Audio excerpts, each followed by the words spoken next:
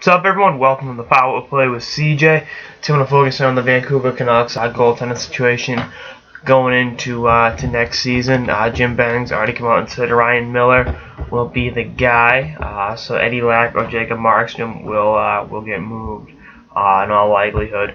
Markstrom's the younger one, which is kind of weird because he's been in the spotlight for so long. I mean, you remember him coming up with the Panthers, being this huge kid from Sweden, and then taking a while to kind of find his groove, and then Florida eventually just pulled the plug and said, give us Luongo.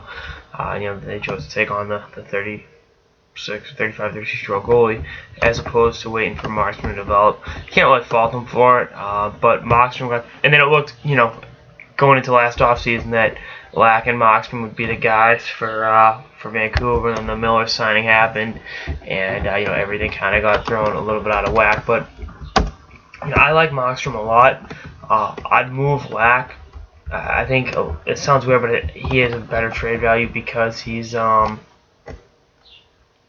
more NHL games on his belt, which sounds kind of stupid, but that's what you got to go by. And Markstrom, I still think can develop into a legitimate number one and possibly be a successor to Miller. But that's just my 2 cents on the matter. I mean, I'd ship out whoever's gonna get you more assets. And that's, again, kind of stupid to say that, but that's just the reality of the situation for me.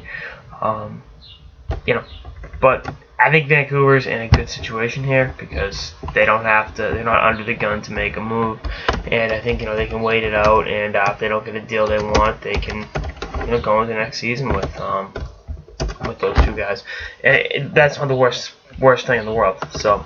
Again, I like what the Canucks are doing organizationally. I think they're going to be one of the sleepers. They have a really, really good draft this year. They've assembled a good nucleus of young players, and the ability to grab a young player or a draft pick through shipping out one of these goalies is it's definitely a great move, and something I think get Vancouver back to being a legitimate contender like they were 4 or 5 years ago.